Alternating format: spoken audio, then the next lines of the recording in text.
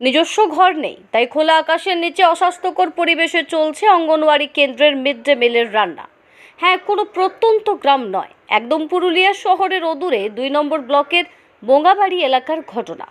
শিশু ও প্রসূতি মায়েদের জন্য পুষ্টিকর খাবার পৌঁছে দিতে 2010 সালে শুরু হওয়া পুরুলিয়া 2 নম্বর ব্লকের বোঙ্গাবাড়ি গ্রামের মাহালিপাড়া 2 নম্বর অঙ্গনওয়াড়ি কেন্দ্রটি খোলা হলেও তার নিজস্ব কোনো ঘর তৈরি করতে পারেনি প্রশাসন। তাই নির্দিষ্ট কোনো ঠিকানা না থাকায় কখনো স্থানীয় ক্লাবে, কখনো অঙ্গনওয়াড়ি কেন্দ্রের কর্মীরা বাড়িতেই মিড ডে মিলের রান্না করে।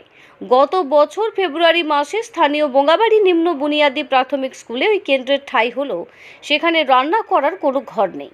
তাই এভাবে খোলা আকাশের নিচে গাছের তলায় অস্বাস্থ্যকর পরিবেশেই চলছে রান্না। বর্তমানে এই কেন্দ্রে গর্ভবতী ও প্রসূতি সহ 40-এর অধিক শিশু রয়েছে।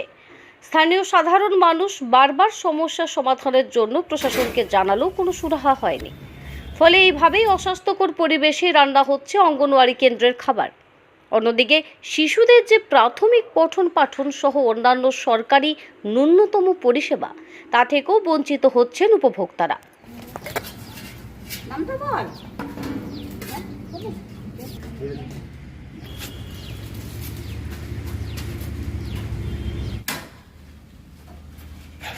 আমি সরকারের কাছে বলতে চাই যে এই প্রকল্প রয়েছে আইসিডিএস প্রকল্প, যেখান থেকে আমি শুনেছি শিশুআলয় একটা দেওয়া হয় বাড়ি। এখানে যদি একটা বাড়ি দেওয়া হতো তাহলে অঙ্গনওয়াড়ি কেন্দ্রে যে মহিলাগুলো রয়েছে, কাকি বা মাসিরা, তারা খুব রোদে এই প্রচণ্ড গরমের মধ্যে এখানে রান্না বান্না করছে। দেখুন গাছের ডাল ভেঙে পড়ে যাবে, কখন রান্না করতে করতে কেউ বুঝতে পারবে না, বা পোকা পড়ে গেল, এটা তাদেরও অসুবিধা হবে, বাচ্চাদেরও তো প্রচণ্ড অসুবিধা হবে। শিশু দোষ কাকে দেবো? তো এখানে যদি একটা রুম দেওয়া হয় সরকার থেকে তাহলে খুবই উপকৃত হয়। আর আমাদের বাচ্চারা এখানে এসে পড়াশোনা করতে পারবে, মা যারা গর্ভবতী মা রয়েছে নিয়ে এসে তাদেরকে পড়াশোনা করানোর একটা সুবিধা হবে। এখানে ঘর দিলে ভালো হতো, দিদিকে বলা হয়েছে, দিদি বলেছে উপর দিদিকে, তারপরে হয়নি। তারপরে অসুবিধা হয় এখানে? এখানে বাচ্চাদের খেলা করবে, খেলনা দেওয়া হবে, পড়াশোনা হবে, কোয়া সেগুলো পাননি না। তো এই যে গা- 1 বছর হলো, 2023 উপভোক্তা রয়েছে, 45। কিরকম অসুবিধার সম্মুখীন হচ্ছে? অসুবিধা সব দিক থেকেই, ওটা তো আর আমাদের ইয়ে করা যাচ্ছে না, সুবিধা করা যাচ্ছে না, মানে আমাদের ওই অসুবিধার মধ্যেই চলতে হচ্ছে।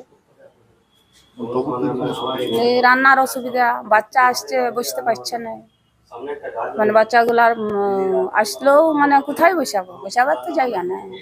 এই খোলা বারান্দায় যদি বসাবে, রোদের তাপ প্রচণ্ড লাগছে। এখন বর্ষার সময় বৃষ্টি ঢুকবে। একেবারে খোলা আকাশের নিচে ঝোপের মধ্যে রান্না হচ্ছে, যে কোনো সময় তো পোকামাকড় পড়বে। হ্যাঁ, পোকামাকড় পড়তে পারে, তার জন্য ঢাকা দিয়ে রান্না করতে হয়, সব সময় ঢাকা দিয়ে রাখতে হয়, খোলা রাখা যায় না। বাচ্চাদের পঠন পাঠন কি হচ্ছে?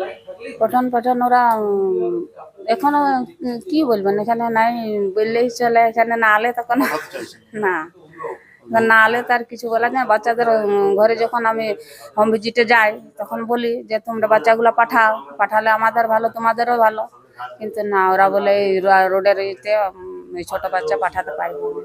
এর জন্য দায়ী পুরোপুরিভাবে রাজ্য সরকার। আমরা প্রশাসনকে অনেকবার জানিয়েছি এই বিষয়টাকে, কি আমরা যখন থেকে এসেছি পঞ্চায়েতে, কি আপনারা দেখুন এখানে কোনোভাবেই কোনো একটা পরিকাঠামো নেই, একটা পরিকাঠামো গড়ে তুলুন। এই আঙ্গনবাড়ি যে কেন্দ্র, তার একটা রুম না থাকলে কত অসুবিধা হয়, কিন্তু কেউ এখানে একবারও তাকিয়ে দেখেনি।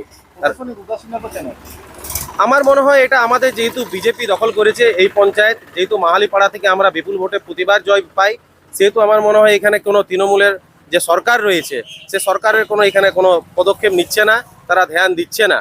আমি তাদেরকে বলবো কি তারা একবার এসে ধ্যান দেখ এখানকার মানুষ কত পারেশানিতে রয়েছে। একটা খোলা আকাশের নিচে অঙ্গনওয়াড়ি কেন্দ্র চলা, বিষয়টি কি চোখে দেখছেন এবং কি বলবেন?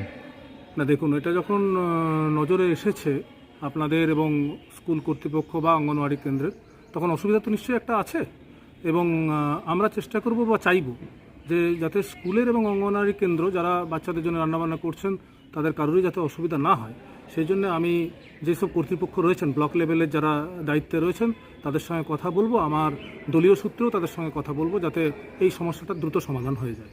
আপনার নাম? আমি জ্যোতির্ময় ব্যানার্জি, তৃণমূল মাধ্যমিক শিক্ষক সমিতির সভাপতি।